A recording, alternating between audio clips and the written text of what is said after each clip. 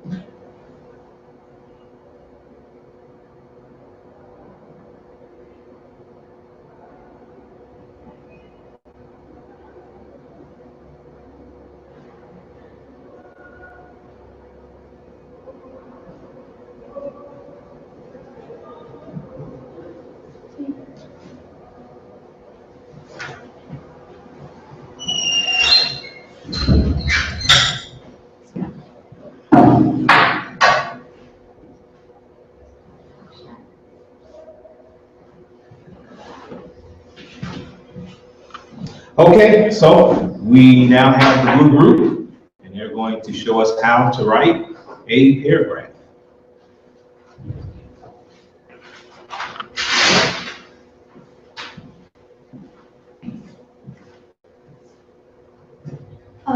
Hello, today we're going to be presenting the paragraph and what it is. First of all, the definition of a paragraph. What is a paragraph? A paragraph is a group of organized sentences containing a topic sentence, supporting sentences, and a concluding sentence covering the main ideas. So basically, what are the elements of a paragraph? There are two elements of a paragraph: points and examples. Points, they are the main ideas and the argument of the essay. Examples, they're basically the evidence, whether it's pathos, ethos, or legos, and it also supports the point or the argument. What are the parts of a paragraph? It's a topic sentence, supporting evidence, and concluding sentence. So there are three parts of a paragraph. The topic sentence basically introduces the topic or the argument of the paragraph. Supporting evidences, it's where you prove or you support your argument with evidence or examples.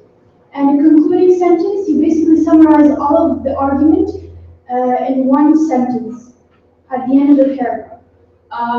Okay, so there's a very important basic rule in writing a paragraph, or actually an essay. It should be one main idea per paragraph. The entire paragraph should cover one main idea.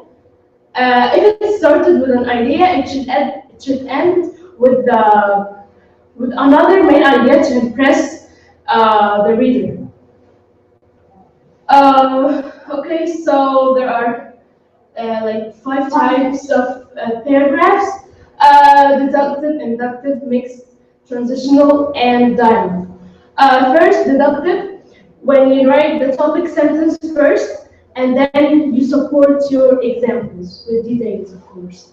Inductive, keeping the topic sentence at the end and write the details first, like up and down. Mixed, topic sentence between the supporting evidences or supporting details. Transitional, when you use transitional word that links between two paragraphs, like however, consequently, therefore, what else? Moreover, and this stuff. The dialogue, it actually indicates a speech. Okay, so here is an example of a deductive paragraph because we wrote the topic sentence first and then we supported our details last. Okay, so brain development mostly occurs during the teenage years. The brain is an important part of the body since it signals emotions to do a certain action. Although brain does its most development during the teenage years, yeah, teenagers tend to use sensitivity and emotions, which lead them into making wrong decisions. On the other hand, teenagers are not able to read the emotions that adults do. In addition, many studies have been done to prove that the brain has three areas of development at childhood: cerebellum, limbic system, and corpus callosum. Nevertheless, teen brain are so active that even their organizations and thinking are so limited when they think about anything or doing some work. However, studies have proven that the front part of the brain is not yet developed in teens, therefore they can't self-control. As a result, the teenage brain is mostly controlled by emotions, therefore it will probably have a bad effect on the standardized test. Since logic is needed to solve it. So basically, we have this is an example of a deductive paragraph where the topic sentence comes first, and then the supporting details, and then the concluding sentence is at last. So basically, the first part, brain development mostly occurs during the teenage years. This is the first sentence is the topic sentence, which basically covers the whole argument of the paragraph. And then when it says, in addition, many studies have been done to prove that the brain has three areas of development at childhood.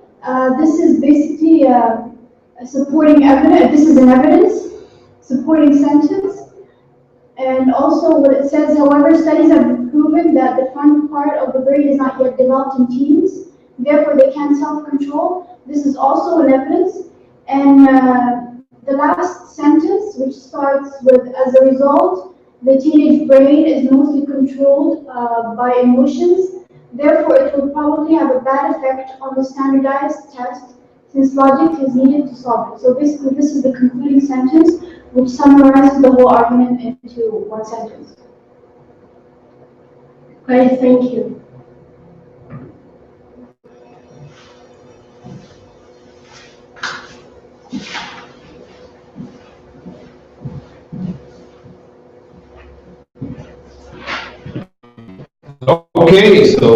Okay, next up, we're going to have the purple group, the 11th grade, and they're going to explain to us how to write a paragraph. So, be back in just a few moments.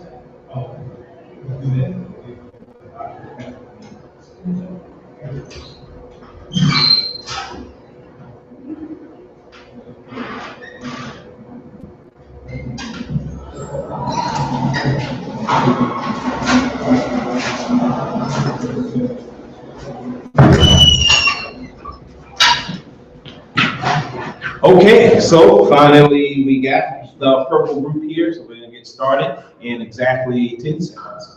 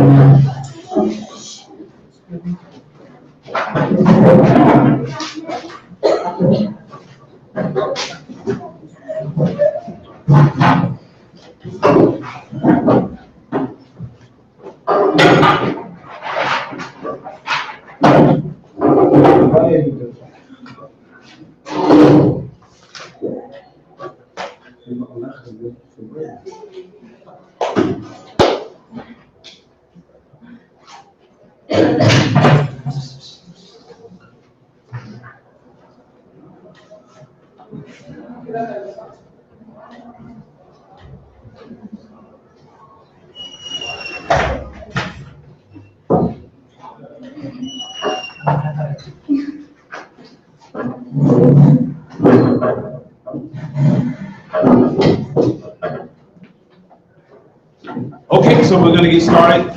We have purple group who's going to explain to us how to write. Good afternoon, grade 11. How to write a paragraph. Sorry. Good afternoon, grade 11. We are purple group, and we are the representatives of purple group. First of all, what is a paragraph? A paragraph is a group of sentences that flesh out a single idea. In order for a paragraph to be effective, it must begin with a topic sentence. Have sentences that support the main idea of that paragraph, and maintain a constant flow. An effective paragraph is split. And the elements of an effective paragraph is to present a single idea, begins with a topic sentence that makes this single idea evident, contains support in form of sentences that convey this single idea. Is strategically organized to maintain flow, maintains your essay's objective, informs and entertains your reader about your paper's overall idea. And of course, there is an essential elements. There are 4 essential elements that an effective paragraph should constantly contain: unity, coherence, a topic sentence, and a sufficient development. And we begin with the unity. The unity is in order for a paragraph to maintain a sense of unity. The paragraph must focus slowly on a single idea, point, or argument that is being discussed. Therefore, the paragraph should not begin to stray and develop new ideas. If you begin to write sentences that wander from the paragraph's main idea, then it is time to start a new paragraph. And the second element is the coherence. Coherence is more commonly referred to as the flow of your writing. When a paragraph flows, the reader will be able to understand the main idea that you have presented. How can you ensure that your paragraph maintain a flow? Well, after presenting your main idea in your topic sentence, each sentence following must build upon each other in an organized manner. And then after writing your paragraph, go back and read aloud what you have written to make sure your ideas are clearly presented. If they are, you have developed a coherent plan. And with the third element, the topic sentence. The topic sentence is the most important part of your paragraph. It tells the reader the general idea of your paragraph and should essentially hook them into wanting to read more. The topic sentence helps to provide a general summary for your paragraph. A reader should encounter the topic sentence and have a general idea of what the paragraph will continue to discuss. And with the fourth element, the sufficient development. Now that your paragraph has a topic, it is essential that this topic be sufficiently developed. Do not limit yourself to a set of number of sentences.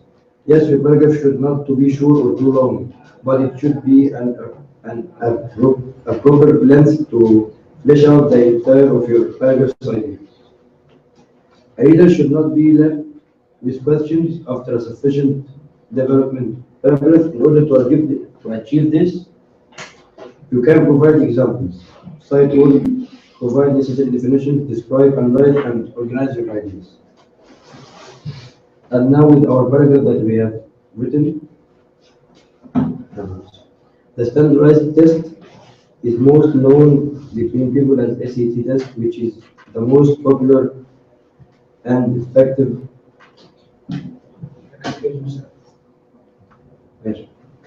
Okay.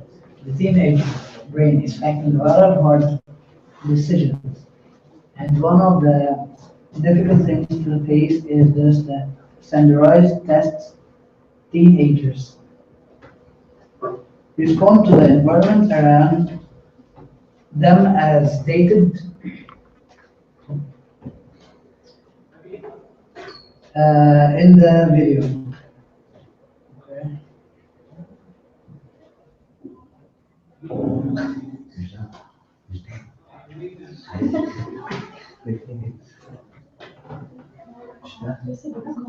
Documentary. They could use their responses to the environment in their favor when taking standardized tests. One of the things that could affect teenagers in standardized tests is pressure. Consequently, they really on the lower part of they rely on the lower part of the brain really. Yes. And the reasoning that usually causes problems for teenagers because I started in the video. So the first two is a conclusion.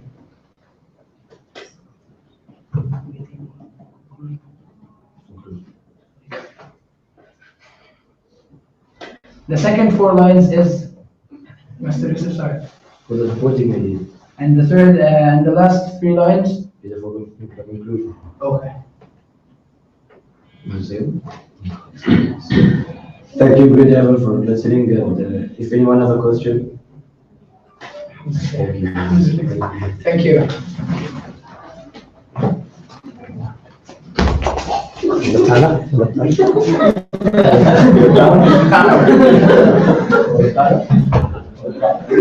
Okay, all right, thank you very much, Purpose Group. Now we have our last group, our last presenters for 11th grade.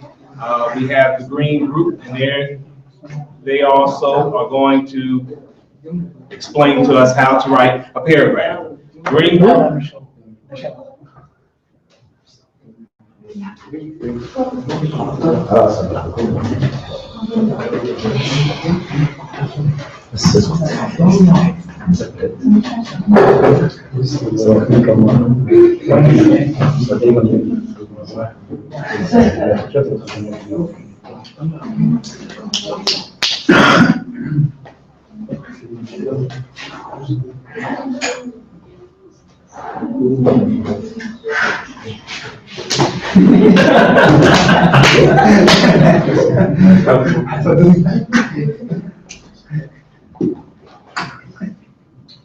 It's live, it's there. Okay, unfortunately, Unfortunately, Green Group is not prepared for their presentation today, so we're going to have to conclude. Thank you very much for watching our presentation on how to write a paragraph.